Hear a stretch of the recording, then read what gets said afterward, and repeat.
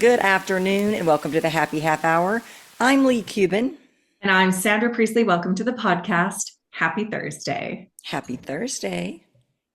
I am boring today, but I'm just drinking plain water. Like there's no ice in it. It is lukewarm. There is no Out of flavor a in it. plain It is glass. out of a plain glass, but I'm trying to drink more water. So, Yeah. Well, um, I've been drinking water all day. So, one of my girlfriends brought me this Dow, and it's a cab, nice. and it's really pretty good. I So, love it. it was open, and I can't let wine go bad. Right. No, we can't. Oh No, my tell me what. gosh. I had the most amazing hypnotherapy session this past weekend. Oh, So I had someone, and I've worked with her before, and she's contacted me and she goes, I need some more help with some new things that are popping up. And I really, really need to talk to my mother. hmm, Can I come see you? And I'm like, sure. And we had done some regression work before, okay. but she wasn't ready to get as deep at that point. She was still, I think, a little shy, but this was her first time in my new space. She comes in and she's like, Lee, I want to talk to my mom. And normally this would have been a session where I'm talking about, okay, what are we going to work on? And asking her questions and kind of getting an idea of where we're going to go, and then do the session another day. Okay. But she's like, I want to talk to my mom. And I said, you want to talk to her today? And her mom is passed? I'm sorry. Yes, her mother has passed. She's Okay. been gone a little over a year. Like these were the first holidays without mom. Okay. Oh my gosh. This is going to be amazing. I already am excited for the story. And I'm going, okay. Like, and it was one of those moments where it was like, okay, source, like, I'm going to need you to just do your thing Hmm. and guide my words. And you just put what you need me to say out there. Right. And so we go through her focus. Like, I don't know, I think I had her focusing on a pocket watch, like a gold pocket watch, all the intricacies of it and the chain and the sound, and watching it go back and forth. And just so she's laying in the chair, eyes shut, and I'm describing it and I'm telling her to visualize it. Then I take her over this bridge, and I don't know why the bridge comes out of my mouth, but then it turns out the bridge is the path.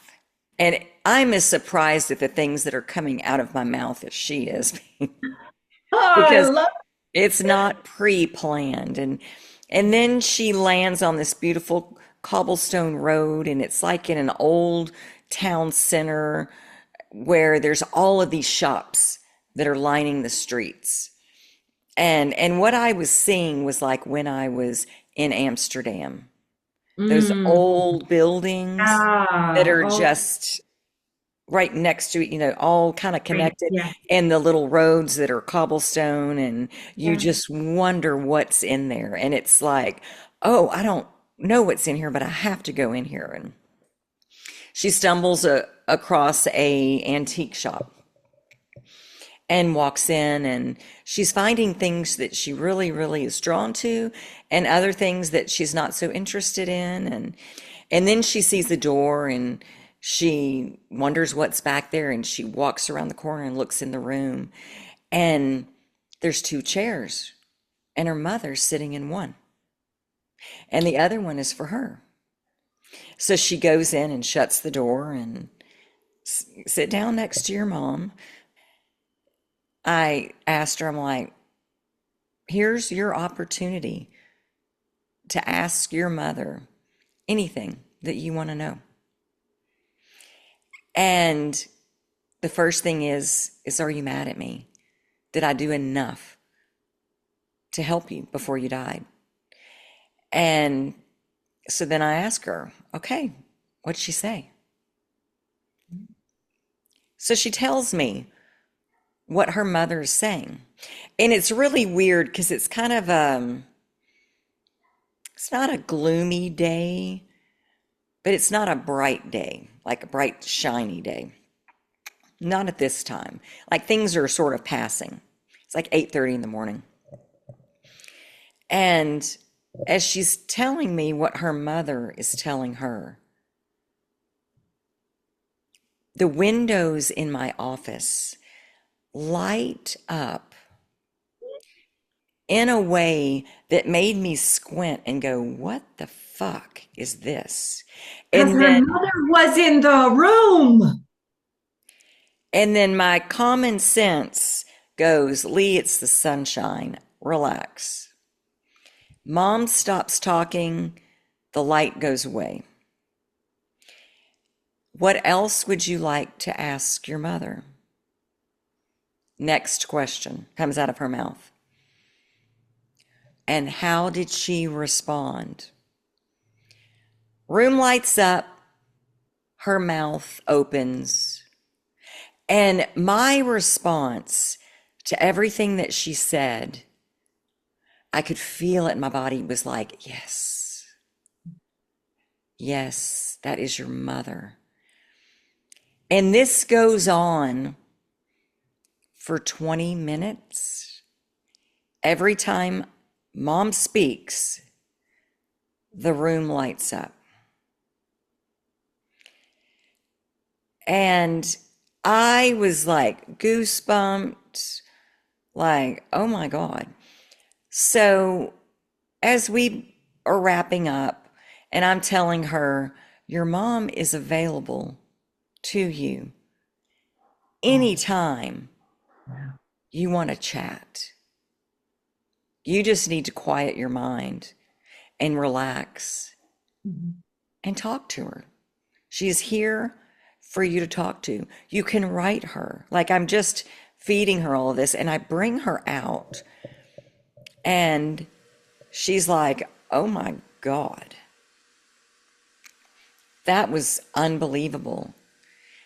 And I said, I don't know if you could feel it or see it, but every time that your mother spoke, the room lit up.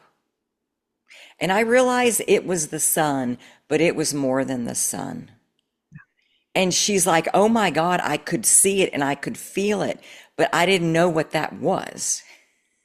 And then the tears, just sobbing, not in a sad way, in a mind blown way.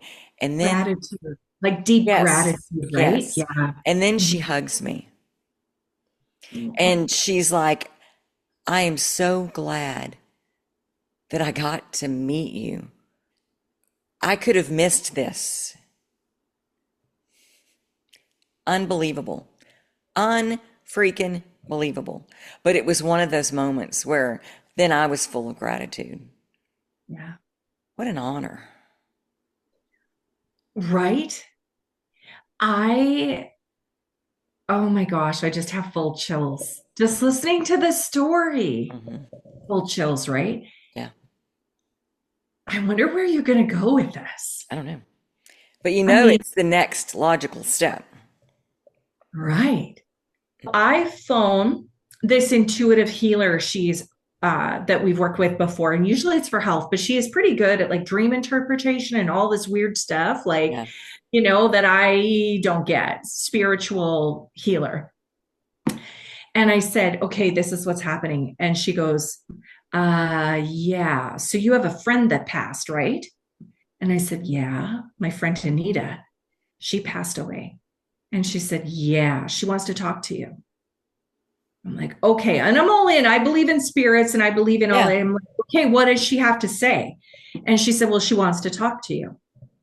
And I said, okay, but like, what does she want to tell me? And this woman goes, frustrated now, that she wants you to talk to her. And I'm like, Well, how the fuck do I do that?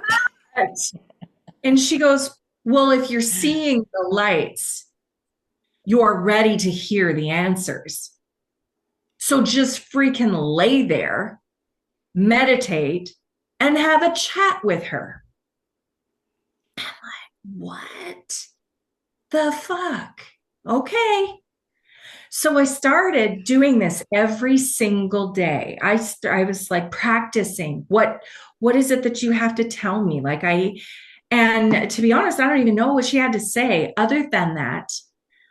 When I started doing it the very first time, Hmm. I was laying in the bath and I cleared my energy. Like I had done all of the things, right, to clear my energy so that I was an open channel and I could hear my friend Anita. And so I said, okay, Anita, like, what do you want to talk about? Like, Spill just it. in the way like that I would. And all of a sudden, it was like I smiled so large that it felt like I was the Joker. Like it was Oh, wow. like my face just like was just so happy. And I felt this huge hug from Mhm. her. And she said, I'm here.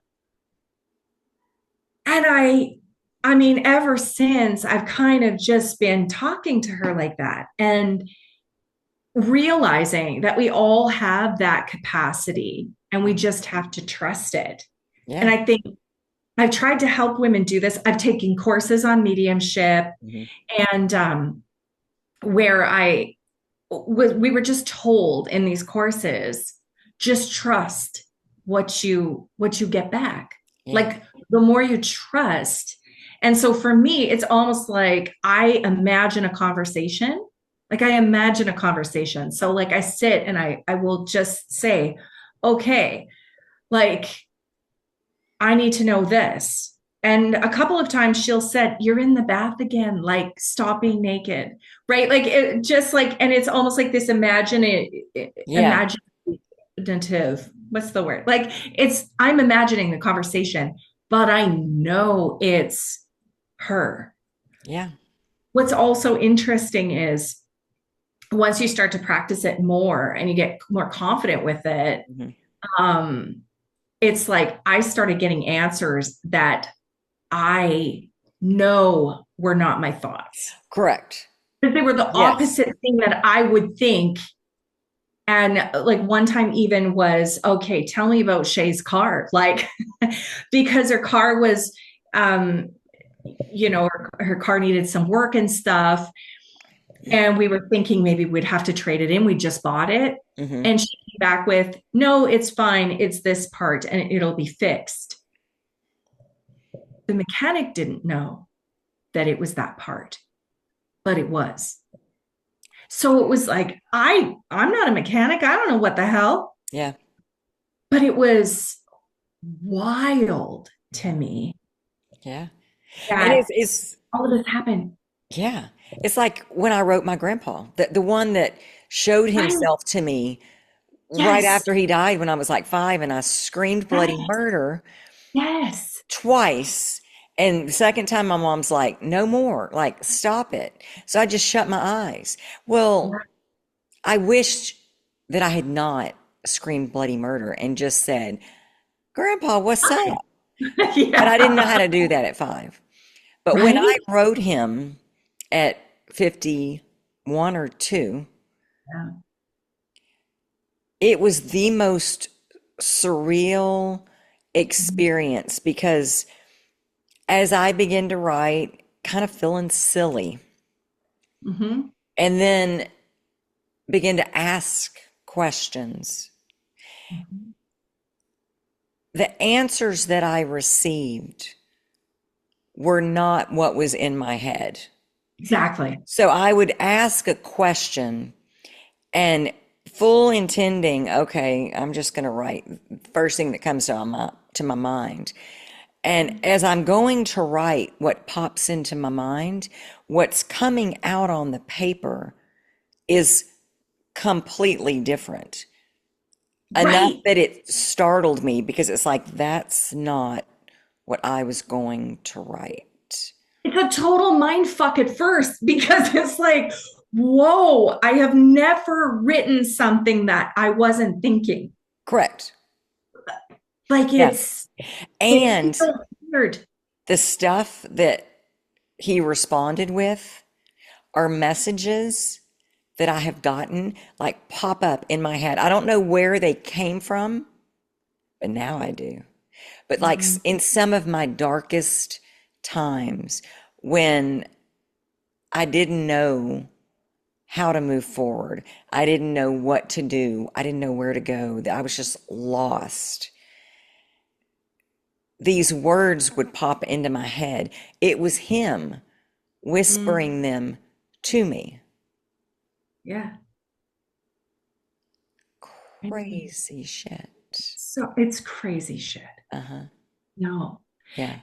And it's so, I want to say peaceful and Yes. powerful, and you just have a different appreciation for death.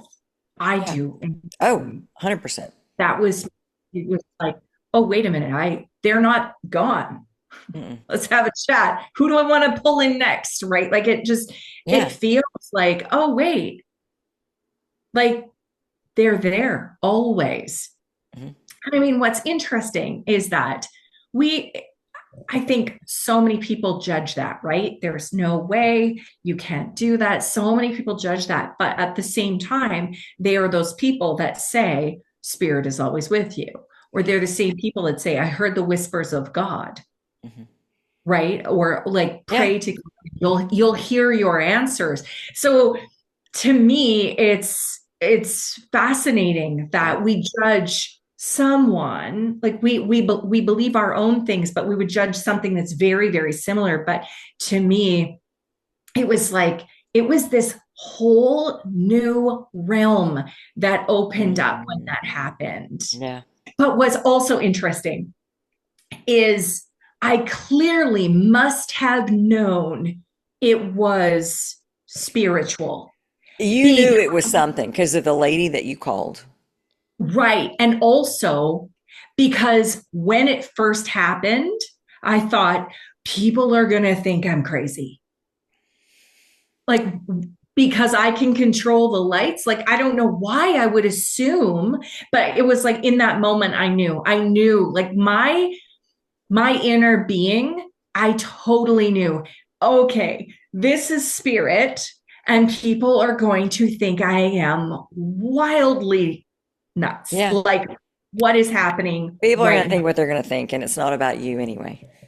I didn't. What do I care? There was like two people that were washing their vehicles. Like, I'm Right. never see them again. Like, and so And that, yeah. yeah, but it was fascinating. It's fascinating. And I Mhm. love your story so much. I mean, and especially to think that this woman was so moved by not even like the fact that you saw it and she could feel it, like she could feel the light and Yeah. everything or whatever, but that she had this experience where she was able to talk to her mom, and that she was just so grateful that you could facilitate it. What's Yeah. also, I think, fascinating is she said to you, okay, I want to talk to my mom. Yeah. No, I mean, she where'd that was come ready. from? I'm telling you, there's something magical in that place. Yeah. There Wow. is something I don't, Like a spiritual vortex in the well, I room. mean, It's yeah, maybe. it's the energy in there is so just I don't know how to explain it. But it's a great place to release. But it was funny because she was laying in the chair with the blanket and she gets up and she's folding it and she's getting ready to put it up and I'm like, "Oh no, no, that needs to go to the wash. There's a lot of energy in that." Mhm. And the next person in here does not need that. Not that it was bad. No, but it wasn't belonging to them. No, that was Like it belonged to her her. energy. So so now the question is, Hmm. what energy, what energetic clearing do you do between clients? I've got some sage Till spray. you do. Okay. Yeah. And then I've got stuff to wipe down the recliner it's called Thieves. Yeah, thieves oil Hmm. or spray or whatever. Spray. Yeah. Yeah. So I put that on and wipe it. Right. Hmm. Nice. And so, oh, I just love this so much. Yeah. Do you feel, this is a question that I have just at random. Yeah. Do you feel that the sage spray works the same, has the same effectiveness as the Mhm. sage burning the sage? If there was something big in the room, no. But I Mhm. have my little feather, Yeah. that I kind of go around with. But I also think it's intention. Oh, I agree. Yeah. And like Stephanie, the owner of the energy room, she sages in there regularly. Right. So she's really good about being on top of things Right. and just energetically. Hmm. She wants it. Like, I mean, she goes behind people, like as people leave before other people come in, she's going in there wiping everything, and not from a germ perspective, although it helps with that too. It's But really from from an energy, it. Hmm. yeah. Hmm. Well, it's called the energy room, I would assume. Oh yeah. And if he didn't do that, I wouldn't trust it. Yeah. Like I Yeah. wouldn't, it wouldn't feel authentic, Yeah. But oh my gosh. I got to do a quick follow up. Oh, yes. What about the phone call? I listened on Saturday. Okay. Do you know what it was? No. Nothing. I don't know if he butt dialed me. I don't know. All I know is that it was like a minute and 46 seconds of nothingness. I could hear him breathing and kind of coughing a little bit, but there were no words coming out of his mouth. And it felt like this relief of like, oh, thank God, now I don't have to deal with this. Wow. But what has come up since then and I have had to work through Mhm. is that I ain't got time for that. Which was correct, Yeah. but I was pretending normal. Yes. I was totally, which is what I do, right? No Mhm. matter what's going on, we just pretend normal. Uh-huh. Mhm. And Well, and you said the word compartmentalize. You yes, did say the word compartmentalize. So that is kind of it's yeah, pretend normal. But it felt like last week when you were telling this story, I'm going to be fine and I'm going to focus on my family and I'm not going to do this and I'm like, "Oh, okay." It felt like you really really very much so wanted that to be the truth, wanted that to be the right path for you, right? And maybe it is. well, do you know what that really meant? Is I'm not going to feel this right now because I need to be present for my family. Because when I feel this, I'm Yeah. going to feel the rejection all Mhm. over again. I'm going to feel the, see, you're still not good enough all Mhm. over again. And then I'm going to go into the bashing myself. Yeah. Look at your life and what you've done for 30 years, and it still isn't enough. It's never going to be enough. You're not enough. And all that's bullshit. But that's what little 8-year-old Lee believes. And when we get triggered, Hmm. we become the 8-year-old. Yeah. Like I was telling you earlier too, like for me, I feel like I almost retreat a little bit. Hmm. So if I'm going through something, I don't compartmentalize, but I do retreat. And I start to tell stories and I start to go down the rabbit hole. And I know that I'm doing it. and I don't want to tell anyone because I want to feel it. Like I want to be the 8-year-old that feels the pain. So you want to avoid it, which is greater. I want to feel it. And I feel like I want to stay there in it. And so then it's like, once I've processed it, once I've felt it, then I'm going to tell people. Like, then I can open up and then I go, okay, this is what I'm dealing with. Yeah. There's always a good hour, at least, if not longer, before I say, okay, leave. I'm going to need some help with this. Yeah. It's a good hour. It's not like I'm messaging in the moment or I'm telling Right. anyone in the moment. I Process process first. it. Yeah. And then it's like I feel something so deeply and think I deserve Mm-hmm. this. Mm-hmm. So wild. Yeah. Well, We and are. I used to react. And as a kid, I would absolutely react. And so then I was told, you're too sensitive, you're too emotional, you're too this, and you're too, and when I would have a hurt or a complaint, it was always turned on me to where I was the bad guy for feeling that Mm, way. right. And so I've never quite learned, like, really how to process. It's like, okay, this just happened. They just did. You got to pretend normal. Yeah. You have to act like it's like when I was coming home from school on the bus one day, and my dad and stepmom and their girls were leaving town, and I wanted to go with them, and they said, well, we have to leave early in the day. We can't wait for you to get out of school, otherwise you could go. And who do I see on my way home as I'm driving down the freeway on the bus? They passed the bus. Oh my gosh. I was livid, but I couldn't say anything. I Mm, had to completely pretend normal, yeah. act like never got to speak of it. No, I could have, but it was just my conditioning. Like, zip it. Right. So That I, makes so much sense now, right? It makes so much sense. And man, we're just like walking trauma responses. right.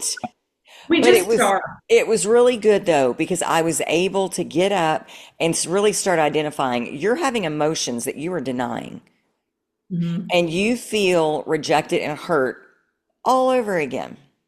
Yeah. So you need to deal with this because this is going to show up in other areas if you don't address this. Right.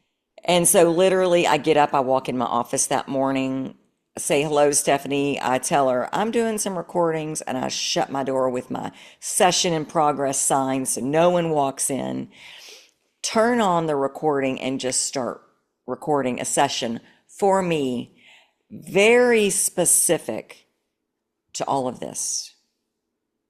And talking about that little girl and seeing her and what she went through and what she experienced, and what would you tell her? And if you could go and tell her, like, this is what you need to pay attention to in life, and don't let make this mean this. And it was totally like my eyes were shut and I was just letting it come out. Mhm. And I make the recording. I shut my laptop. I walk out of my office. I'm like, is anyone in the energy room? And Stephanie's like, nope. And I said, is it going to be clear for the next half hour? And she said, yeah. And I said, I'll be in there doing a session. Mm. And it was amazing because it gave me a whole different perspective. I got to talk to that little girl, and what she went through made me me. Yeah. And a lot of things that she went through, she made mean things that weren't true about her worth, about her value, about what she was capable of. But she gets to decide. And I mean, when we're kids, we translate everything. I can't remember the psychological term for it, but we translate every single thing that's Everything. happening outside of our person Yep. is somehow our fault. Like, And we because that's make it mean it. something Yeah. about who we are, Mhm. what is possible. But we do make a lot of stuff our fault. And a Yeah. lot of that comes from the adults, Oh, for sure. you know, and when things happen, they blame us. And so when things go wrong, we blame us. Yeah. So, I, but I think we might be out of time. I think we are, but oh my gosh, I can't wait to listen to What this a back. woo woo we went down today. Uh, I love it. Oh, thank you so much, Sandra. And thank you guys for joining us. We'll see you next Thursday on the Happy Half Hour. Bye.